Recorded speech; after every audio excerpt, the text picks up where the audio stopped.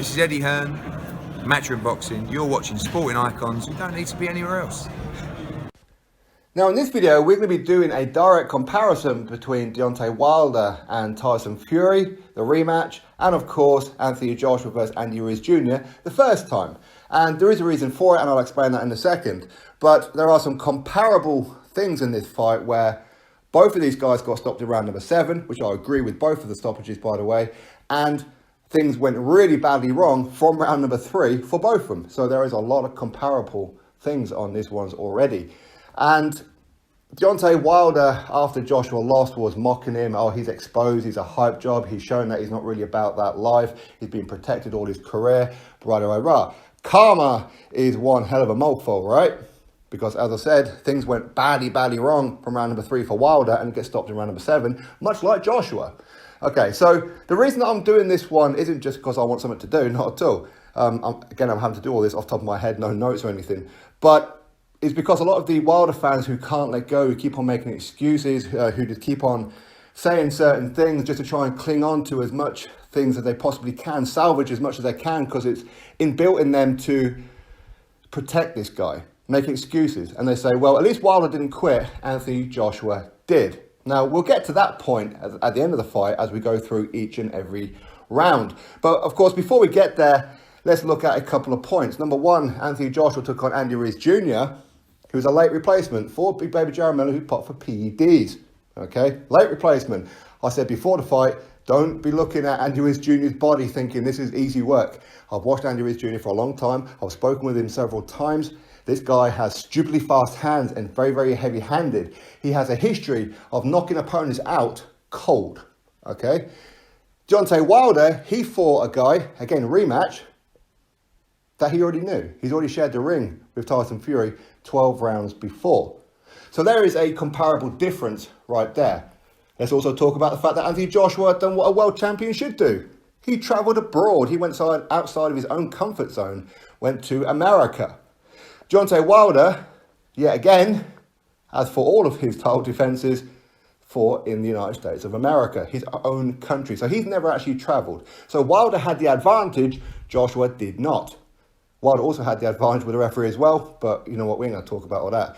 Now, I'm not going to do a direct comparison between Fury and Ruiz, not at all. You put these two in the ring, in my opinion, there's only be one winner. That's Tyson Fury. He will comprehensively outbox him. I know a lot of the Fury fanatics, okay, because I'm a massive Fury fan, but I'm not fanatical, because I can be honest about certain things where I can say that Fury would comprehensively outbox Andy Ruiz Jr. much like Joshua did in the rematch, okay? He wouldn't stop Ruiz, but we've never seen anything in Ruiz's armour to suggest that he could be stopped. He's never been wobbled, never been hurt or anything like that, okay? But hey, listen, heavyweight boxing, you never know. Tyson Fury is one hell of a special talent. But when you look at it, as I said before, there are a couple of differences. Joshua travelled and he took on a late replacement. Wilder fought in his own country against a guy that he's always shared the ring with over 12 rounds once before. Okay? So round number 1, round number 2, I think you have to be an idiot not to say that Anthony Joshua won those first 2 rounds. Wilder lost those first 2 rounds to Fury, did he not? Certainly did. He got outboxed. He didn't get beaten up, but he got outboxed. He got hit with some pretty good shots, though, some real good shots that were starting to set the motion as to what was going to be happening in the rest of the fight. But round number 3 is where things went real pear-shaped for both of them. Anthony Joshua knocked Andy Ruiz Jr. to the canvas, got all confident, got all cocky, rushed in, got clipped backwards on the side of the head, just above the ear, on the temple. That set off the rest of the tone of the fight. Joshua gets up, he's on unsteady legs, a little while later he gets knocked down again. This was in round number 3. Okay, he survives that round. Wilder also gets knocked to the canvas after getting a bit of a punishment, getting a bit of a beating, gets knocked to the canvas. He gets up, he makes the count, fight continues. Wilder gets knocked down again in that round. But the referee says that wasn't a knockdown. That was a knockdown. If the first one was a knockdown, the second one certainly was. In my opinion, the second one was more of a knockdown than the first one.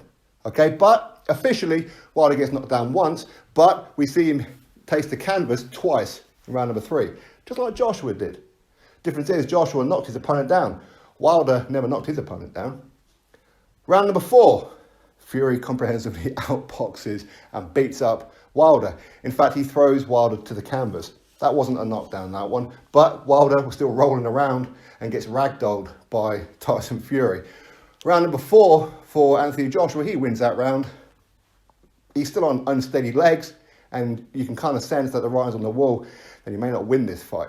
Okay, but still, he just manages to just edge that round. But if anybody says that maybe Ruiz won that one, I ain't going to argue too much with you. Round number 5, Wilder gets hit to the canvas again after getting beaten up, really beaten up, and he's got a real concerned, I don't want to be here face anymore. Round number 5 for Joshua, he wins that round quite comfortably, in my opinion. Round number 6 for both of these guys. Again, Joshua, he's still not looking right, he's still moving a little rubbery, and it still looks like he's going to end up losing this fight. But again, he just manages to edge that round. Wilder, he doesn't win that round at all, not even close to it. In fact, he gets thrown to the ground, if I remember rightly, which again, that wasn't a legitimate knockdown, but he also gets hit and he catches the rope. So he stops himself from hitting the deck by grabbing the top rope with his armpit. Now that, ladies and gentlemen, is a knockdown. Don't believe me, go watch Povetkin versus David Price. Price hit Povetkin, Povetkin went stumbling backwards, and he stopped himself from hitting the floor by using the turnbuckle and the ropes. Referee gives him a standing 8 count. That should have happened with Wilder. Round number 7. This is where everything gets ended. Joshua gets put to the ground twice. Second time he spits a gum shield out. He goes up to the corner. Referee gives him a standing 8 count. Do you want to continue? Yes, I want to continue. He makes a cardinal mistake. Puts his arms on top of the ropes. You see, a fighter should not be touching the ropes. He puts his arms on top of the ropes. Referee calls it off. Now, the reason that Anthony Joshua did that is because when you spit the gum shield out, it's an old trick. It buys you a few seconds. The referee picks up the gum shield, gives it a rinse, puts it back in your mouth. That's how you do it. And that was fine. Joshua thought the referee was just going to go do that. Even though the referee had hold of the top of his shorts and pushed Joshua into the corner, Joshua's mistake was putting his arms on top of the ropes. Now, I agree with the stoppage. I think that the referee saved Joshua from taking any more unnecessary punishment. Okay? Round number 7 for Deontay Wilder. He's getting pinged around the ring again, and he's cornered. And Fury is landing some big shots on him. You can see the referee's getting ready to jump in anyway, and the towel comes in. Now, I've said this before, but I'm going to say it again.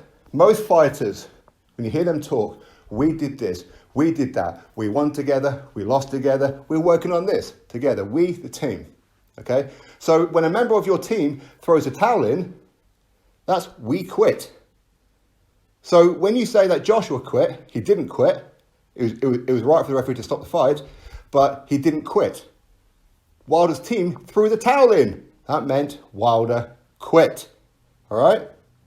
Now, Joshua, he got Andy Ruiz Jr. back in the rematch, comprehensively outboxed him, took him to school. Anybody who says that he ran away that whole fight, you've got to be a complete idiot. A complete idiot.